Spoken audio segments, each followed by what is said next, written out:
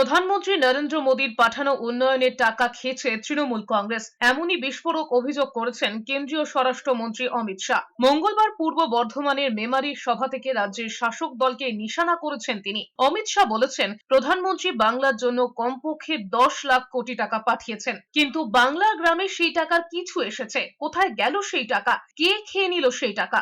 তৃণমূল কংগ্রেসের গুন্ডারা প্রধানমন্ত্রী নরেন্দ্র মোদীর পাঠানো 10 লাখ কোটি টাকা খেয়ে ফেলেছে। যারা জনগণের টাকা খেয়েছে তাদের উল্টো বেঁধে সিধে করার কাজ বিজেপি করবে। মুখ্যমন্ত্রী মমতা বন্দ্যোপাধ্যায় বলেন, সিবিআই ও ইডি তল্লাশি অভিযান চালায়, অথচ রাজ্যের মন্ত্রীর ঘর থেকে 51 কোটি টাকা বেরিয়েছে। যার বাড়ি থেকে 51 কোটি টাকা বেরিয়েছে তাকে জেলে ঢোকানো হবে না তো কি? মমতা বন্দ্যোপাধ্যায় অপেক্ষা করুন, যারা সাধারণ মানুষের টাকা খেয়েছে তাদের জেলে ঢুকিয়েই ছাড়বেন তিনি।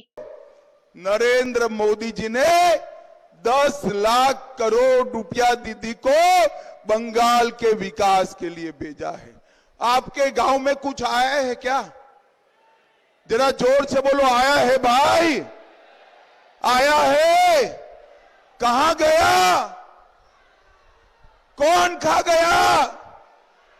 ये तृणमूल के गुंडे मोदी जी के 10 लाख करोड़ रुपया भेजा हुआ खा गए हैं। बंगाल में परिवर्तन कर दो, 30 सीट जिता दो। हम ये पैसा जो आपका खा गए हैं उनको उल्टा लटका कर सीधा करने का काम ये भारतीय जनता।